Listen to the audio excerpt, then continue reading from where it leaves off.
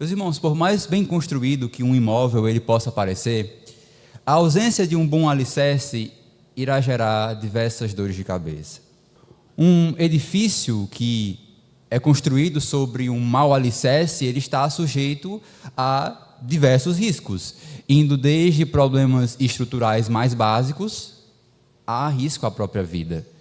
Assim, uma casa que ela é mal fundamentada, por mais que ela pareça ser esteticamente perfeita, ela é nada mais do que um pesadelo, do que um risco à própria vida, se estiver mal fundamentada.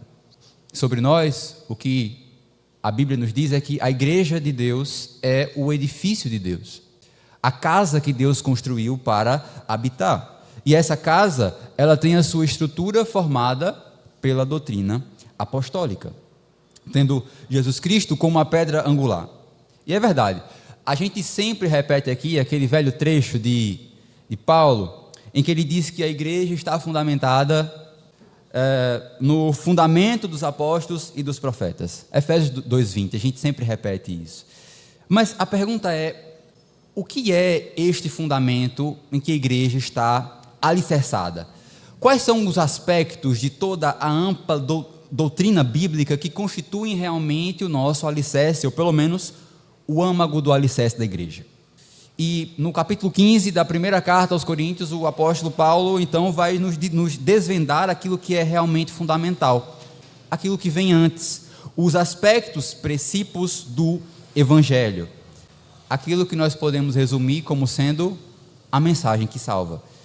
Mas, antes da gente se deter ao texto em si, e fazer uma análise do que é que Paulo está querendo dizer a nós aqui em 1 Coríntios 15, eu gostaria de fazer um excurso, que é um desvio, um parêntese, como a gente chama, e tratar brevemente sobre a autenticidade e a integralidade das cartas de Paulo aos Coríntios. E isso por quê? Porque existe uma certa crítica, uma certa objeção, que é levantada por alguns estudiosos, de dizer assim, olha, existem cartas que estão na Bíblia e que são ditas de Paulo, está lá, dizendo que foi Paulo que fez, só que na verdade essas cartas foram produzidas por uma outra pessoa, depois do século I, que tinha um forte vínculo com Paulo, e que portanto ele produzia um escrito, uma carta ali, e ele dizia que era de Paulo, mas na verdade a carta não era. Enfim, o que eu estou tentando falar aqui é que existiam pessoas que realmente faziam isso, elas produziam cartas e diziam que foi algum apóstolo quem produziu.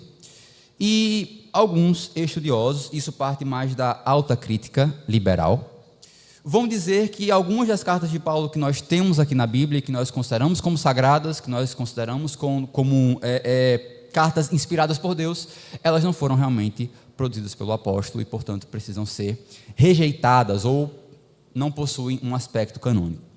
Só que eu quero salientar que nós estamos aqui diante de um escrito fidedigno. Por consenso, as cartas que aqui são ditas de Paulo são realmente do apóstolo Paulo. O meio acadêmico reconhece por consenso que Paulo produziu 1º e 2º Coríntios.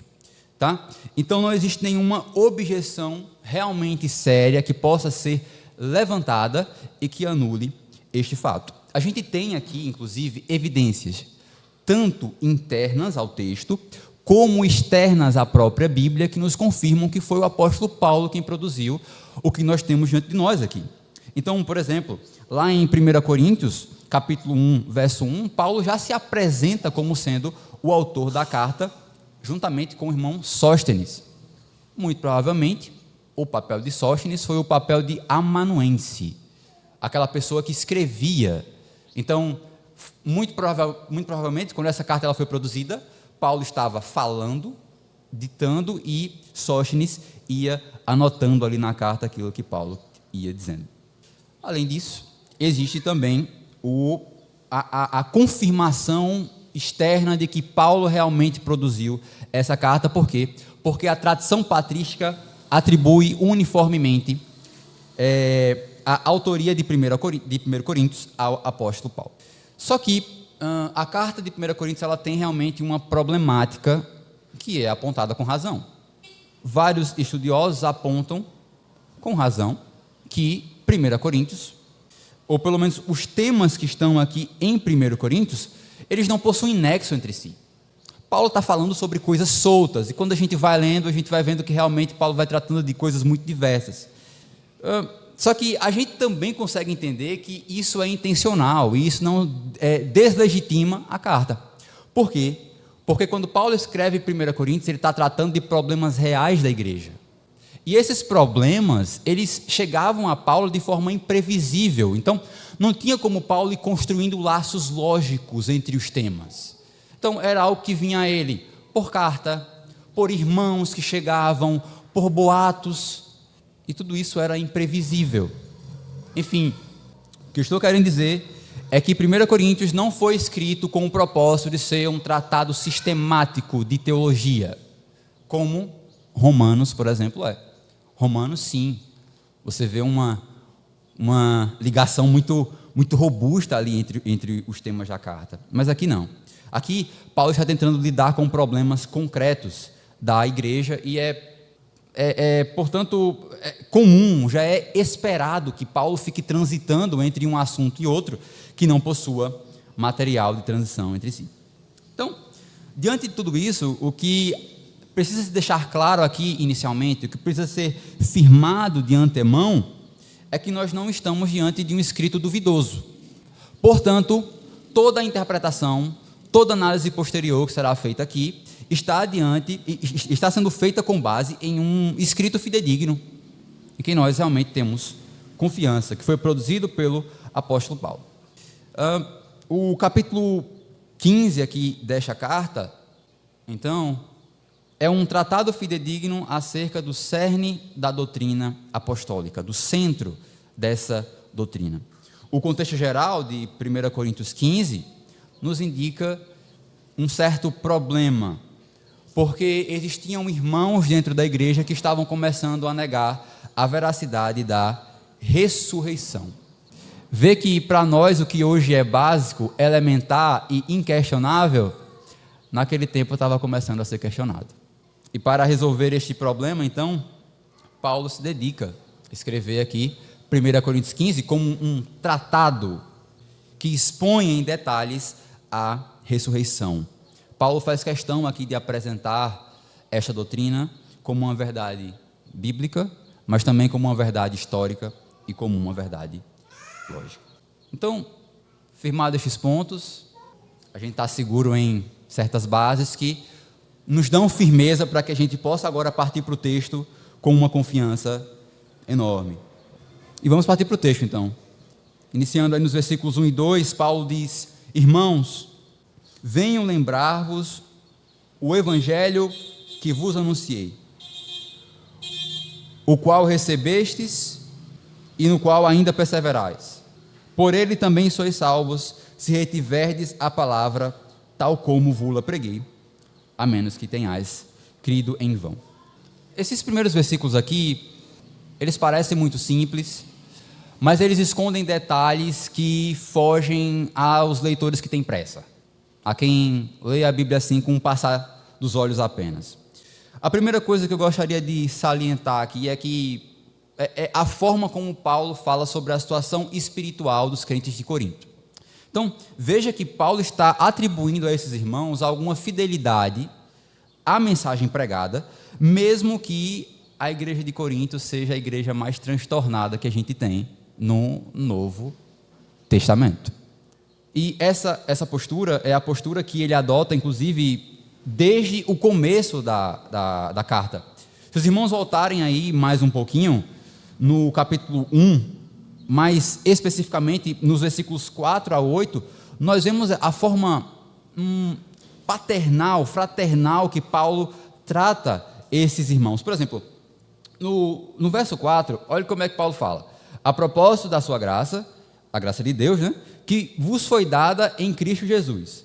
Aí no verso 6, ele diz: assim como o testemunho de Cristo tem sido confirmado em vós. E no verso 8, ele vai dizer: o qual também vos confirmará até o fim, para serdes irrepreensíveis no dia de nosso Senhor Jesus Cristo. Então, essa mesma postura que Paulo teve no início da carta, ele também adota aqui em 1 Coríntios, logo no início, afirmando a salvação dos irmãos coríntios, dizendo que eles receberam o Evangelho, perseveravam nele e eram salvos também por meio dele. Todavia, há também um outro aspecto aqui que precisa ser ressaltado. É notável que Paulo considera importante manter a fidelidade a essa mensagem pregada, porque ele escreve que os coríntios eram salvos por este evangelho se retivessem a palavra tal como foi anunciada, tal como foi pregada. Então veja, Paulo não admite desvios, Paulo não admite corrupções, Paulo não admite adaptações a esta mensagem. A mensagem precisa ser mantida tal como foi pregada, e toda fé que não siga nesses trilhos certamente é vã. O que Paulo está querendo incitar em nós aqui é um sentimento de apego racional, mas também de apego emocional a esta mensagem. É um sentimento que deve criar em nós o desejo, o zelo ardente de manter esta mensagem incorruptível, mas também de alinharmos a nossa vida com esta mensagem. Não poderia ser diferente, porque a fé que nós sentimos é também a fé que age, ela é ação. Jesus, por exemplo, em Mateus 7, ele vai falar acerca daquele que apenas ouve a sua mensagem.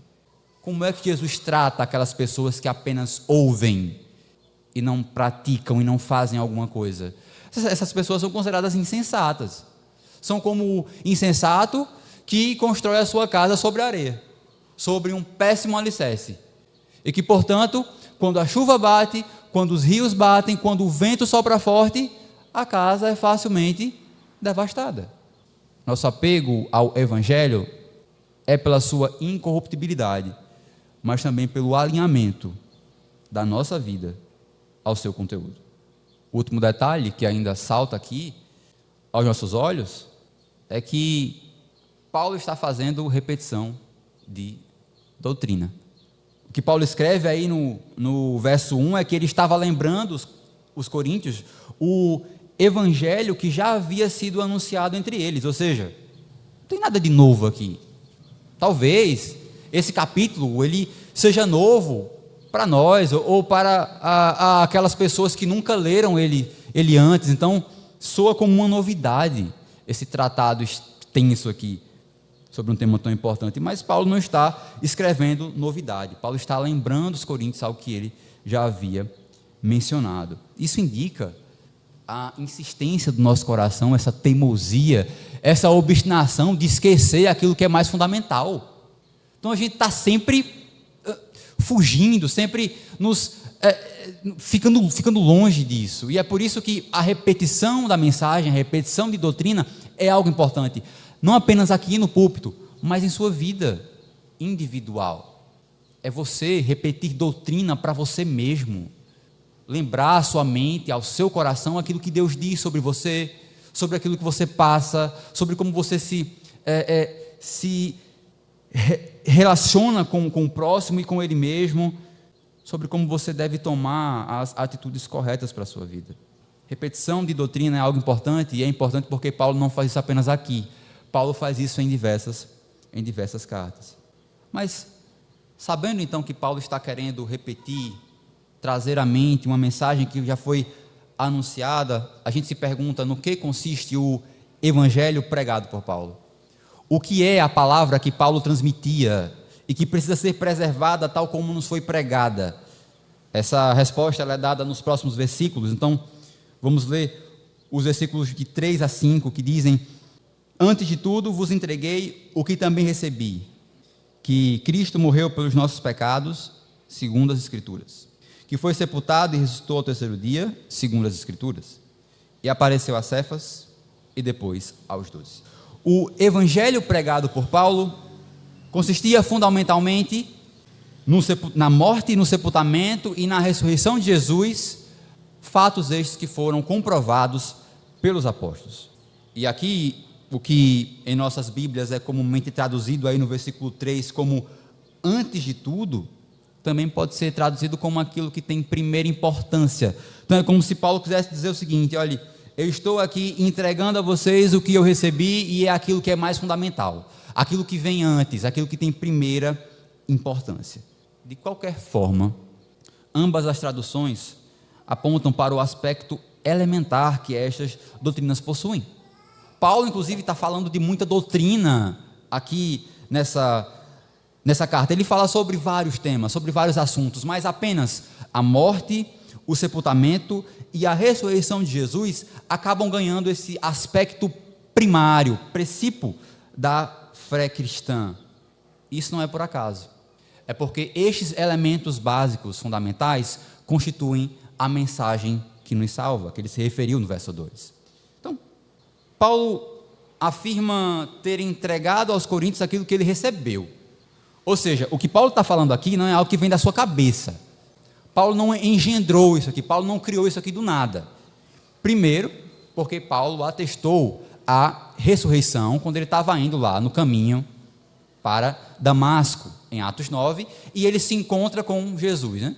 Tem o brilho no céu, e ele ouve a voz: Saulo, Saulo, por que me persegues? Então, ele é uma testemunha ocular da ressurreição como um fato verídico.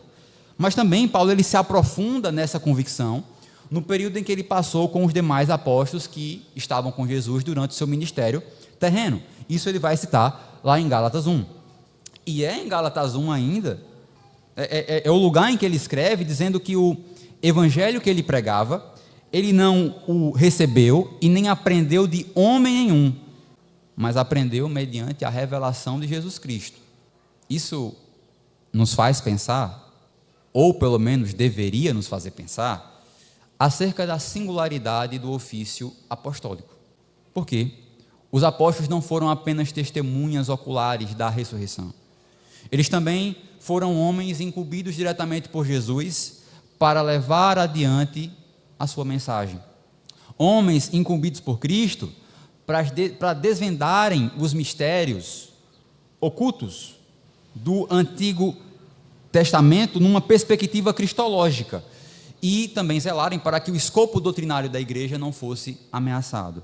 Então, essa convocação direta, esse caráter revelacional, deve nos fazer questionar a autoridade daqueles que hoje se dizem apóstolos, porque o ofício apostólico é um ofício singular.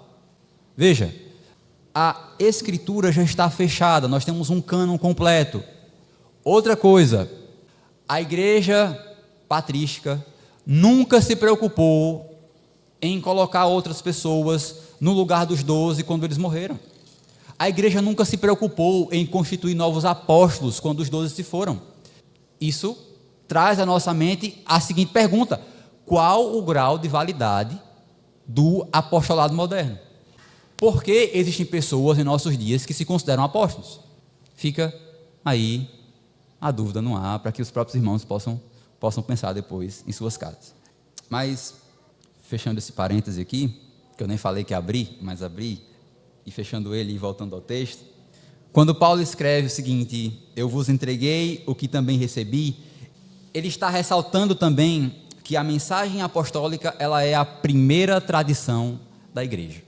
Até porque esse é o significado da palavra tradição. A palavra tradição tem o sentido de você entregar. É aquilo que você recebe e você passa adiante. Em outras palavras, o que eu estou querendo dizer é que o conteúdo que nós tínhamos compilado aqui nas páginas do Novo Testamento, sendo a mensagem que os apóstolos receberam diretamente de Jesus e transmitiram à igreja, esse compilado aqui é a tradição pura e inerrante da igreja, a qual toda tradição posterior, toda tradição que se segue, toda produção que vem depois, deve se sujeitar. Por quê? Porque ela não tem contradição. Em contrapartida, a tradição que vem depois dessa tradição primeira, aqui da tradição apostólica, ela é uma tradição que está em guerra. Os pais da igreja, se você se aprofunda em ler, você vai ver que os pais da igreja estão em constante contradição. Eles brigam. Um diz uma coisa, outro diz outra coisa.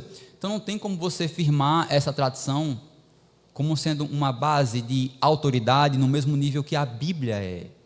Porque a tradição pós-apostólica, ela não possui esse grau de coesão, de inerrância, de ser harmônico, como a Bíblia é. Essa tradição é a tradição que Paulo menciona em outra carta, lá em 2 Tessalonicenses 2,15, quando ele escreve: permanecei firmes e guardai as tradições que vos foram ensinadas, seja por palavra, seja por epístola nossa. Não é a tradição pós-apostólica, é a essa tradição aqui, que está compilada nas Escrituras. Mas, meus irmãos, uma outra coisa interessante de se notar aqui, é que aquilo que Paulo está descrevendo aqui como sendo o evangelho pregado por ele, parece, na verdade, ter sido um dos primeiros credos da igreja primitiva. Esse credo, ele resume a pregação dos apóstolos, enquanto reforça a sua conexão com o Antigo Testamento. E este credo, ele consistia em dizer que Cristo morreu pelos nossos pecados, segundo as Escrituras, e que foi sepultado e ressuscitou ao terceiro dia, segundo as Escrituras, e apareceu a Cefas e depois aos 12. O credo, então, ele está dividido em 3 elementos aí. O primeiro dele é que Cristo morreu pelos nossos pecados, segundo as Escrituras. Está aí no verso 3. Após a sua ressurreição, inclusive, Jesus havia afirmado algo muito semelhante, quando ele explica aos discípulos, lá em Lucas 24, que estava escrito que o Cristo devia padecer e ressuscitar dentre os mortos no terceiro dia. E a gente tem algumas profecias mais claras no Antigo Testamento que versam sobre a morte de Cristo, e eu queria que a gente inclusive lesse, porque se trata de um aspecto primário da nossa fé. Essas profecias mais claras, mais evidentes, estão no Salmo 22 e em Isaías 53. A irmã Anita, por favor, poderia ler o Salmo 22. Então vai ler todo, mais alguns trechos. Vou fazer o seguinte: a irmã Anita lerá os versículos 1, de 6 a 8. A irmã Simone, por favor, no mesmo Salmo 22, lerá os versículos de 16 a 18. E Ruth, pode ler? Por favor, abra em Isaías 53, vai ler dos versículos 4 a 6. 22, a irmã vai ler o verso 1 e depois do 6 a 8. A irmã Simone, do 16 ao 18. Só até 18, isso. Então, note, primariamente, que no Antigo Testamento, o Messias ele é apresentado como alguém que deveria morrer. Aquele que viria de Deus, o Cristo de Deus, ele deveria sangrar na mão de pessoas que o odiavam, que eram contra ele. Só que ele não sangrava apenas por si mesmo. Esse motivo de sangrar, de padecer, não era por ele, era por outras pessoas. Ruth, Isaías 53, do 4 a 6, por favor. A missão principal, pelo menos o objetivo principal do sacrifício desse servo, do servo sofredor, daquele que sofre, ele não sofria apenas por ele sofria no lugar do seu povo. Ele é aquele que é afligido por Deus por causa dos nossos pecados, por causa da nossa transgressão. Bom, no Novo Testamento, Jesus é apresentado como o Cordeiro de Deus que tira o pecado do mundo. Ele é o nosso representante, ele é o nosso substituto diante de Deus. Como Paulo escreve em 2 Coríntios 5, aquele que não conheceu o pecado, ele, Deus, o fez pecado por nós, para que nele fôssemos feitos justiça de Deus. O que Paulo quer dizer aqui é que Cristo foi tratado como pecador por causa de nós, mesmo não tendo pecado. Ele morre como um criminoso por causa do nosso crime. E isso aqui é o que? Isaías 53. É o Salmo 22. É o Cristo que morre na mão dos outros para pagar um preço que ele não devia. Este é o primeiro elemento do credo, que é dito de forma adequada, que está em total conexão com as Escrituras judaicas. Cristo morreu pelos nossos pecados, segundo as Escrituras. é uma necessidade, é uma consequência lógica que deriva das escrituras judaicas. Mas o credo também possui um segundo elemento, que esse Cristo, ele foi sepultado e ressuscitou ao terceiro dia. Está aí no versículo 4. Então, somente aqui, no verso 4, é que Paulo começa a introduzir o tema central do capítulo 15. Mesmo que ele ainda não fale, por que ele está tratando de forma, ou pelo menos, por que ele irá tratar de forma tão densa sobre um assunto que é tão básico da fé cristã. E ele, então, vai explorar a ressurreição em detalhes, ao mesmo tempo em que alerta sobre o perigo de negá-la. E isso aí vai da primeira seção desse capítulo, que vai do verso 1 ao versículo 19. Aqui, Paulo vai abordar a ressurreição sobre 3 vias diferentes, mas que se complementam, que servem de refutação às objeções daqueles que estavam começando a negar a ressurreição na igreja. E essas 3 vias são a via escriturística, a via histórica e a via lógica, e por questão de tempo a gente só vai se deter à primeira, a via escriturística, ou seja, o que é que o Antigo Testamento tem a dizer acerca da ressurreição. A ressurreição do Messias, do Cristo, é uma consequência dele ou não? Ou é algo que os apóstolos criaram também da sua cabeça? Eu estou tentando trazer isso aqui, meus irmãos, porque percebam, a Bíblia, ela é um conjunto todo ligado, ela possui conexão, uma parte lança a luz sobre a outra. A gente não tem como dizer que o cristianismo é uma fé histórica se ele não pode ser encontrado nas páginas do Antigo Testamento. Não há como dizer isso. Se não houver essa conexão, o que resta dizer é que o cristianismo é uma criação dos apóstolos, é uma historinha fajuta. É por isso que é importante que a gente vá aos textos antigos nessa perspectiva cristológica, de tentar encontrar Cristo lá. Então, seguindo essa ordem de Paulo, das 3 vias, a gente se detém aí a via escriturística, de tentar ver aquilo que as escrituras falam sobre a ressurreição. Convém salientar que o próprio Jesus afirmou por diversas vezes que era necessário que ele fosse morto e ressuscitasse ao terceiro dia. A gente já viu aqui em Lucas 24, 46, mas em outra ocasião, em Mateus capítulo 16, Jesus também diz aos seus discípulos que era necessário que ele sofresse muitas coisas, fosse morto e fosse ressuscitado ao terceiro dia. E é algo interessante que os apóstolos passaram uma grande quantidade de tempo com Jesus, caminhando com Jesus, e eles só foram entender isso, esse aspecto, depois que Cristo morreu. Então Cristo morre, vive, e é aí que entra na mente deles que realmente tinha que ser assim, que as escrituras já falavam sobre isso há muito tempo. João vai dizer lá no capítulo 2, que somente quando Jesus ressuscitou dentre os mortos, é que os discípulos se lembraram que Jesus dissera isto e creram na Escritura e na palavra de Jesus. O isto aqui se refere exatamente à ressurreição, porque nos versos passados, o que é que Cristo diz? Ele está lá com os seus discípulos, né? Ele diz, olha, vocês estão vendo o templo aqui, né? Esse templo aqui, eu vou quebrar ele, eu vou destruir ele e vou refazer em 3 dias. Só que ele não estava falando do templo, ele estava falando do corpo dele. E mesmo passando tanto tempo com Jesus, os discípulos não conseguiram entender isso. Vamos verem como a nossa mente, ela necessita de iluminação. Olha, se a gente entende isso aqui, se os irmãos estão compreendendo o que eu acho que estão tentando acompanhar o que está sendo dito, isso não é pela capacidade de vocês, nem pela minha. É pelo Espírito Santo que deixa isso claro em nosso coração. Vivemos muito longe depois de Cristo, e nós temos acesso a isso, conseguimos entender, mas isso não se dá pelo nosso esforço, nem pela nossa muita capacidade. Mas voltando ao texto, meus irmãos, não há no Antigo Testamento nenhuma indicação realmente clara de que o Cristo deveria ressuscitar 3 dias depois da sua morte. O que é que eu estou querendo dizer?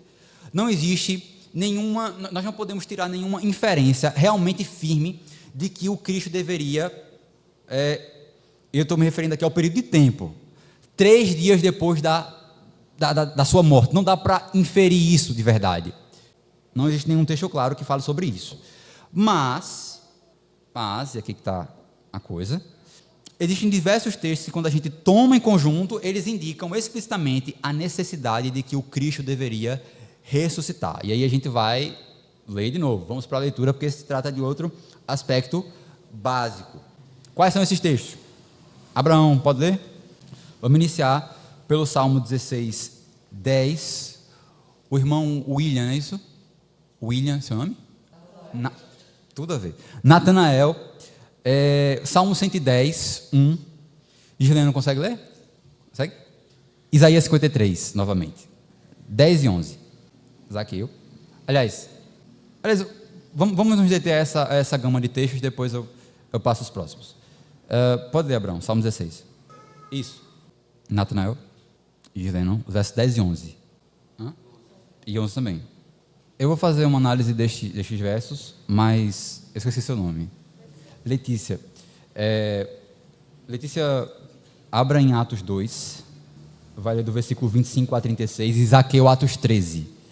Vai ser do 32 ao 37. Então, olha só. A gente tem aqui textos do Antigo Testamento que eles só ganham sentido, que eles só ganham luz, que eles só fazem realmente sentido em nossa mente se a gente aborda eles por uma perspectiva cristológica. Mais especificamente, essa perspectiva cristológica se refere à ressurreição dos mortos. Então, você tem, por exemplo, Davi dizendo que Deus não permitirá que o seu santo veja corrupção e nem que a sua alma ficará na morte. Mas peraí, Davi morreu. Como é que Deus não ia permitir que ele visse a morte se ele morreu e o seu túmulo está lá até hoje?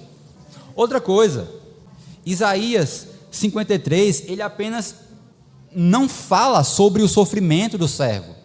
Misteriosamente, ele indica a necessidade de que esse servo deveria ressuscitar, porque depois da sua morte ele veria o resultado das suas mãos. Ele teria prazer quando ele visse que ele comprou o seu povo através do sacrifício de sangue. A ressurreição é uma consequência do Antigo Testamento, de trechos que só ganham sentido, que só fazem lógica, se tomados nessa perspectiva. Sem isso não tem sentido. E os apóstolos sabiam disso. Eles sabiam disso. Vamos ver agora. Letícia, pode ler Atos 2. Do 25 ao 36.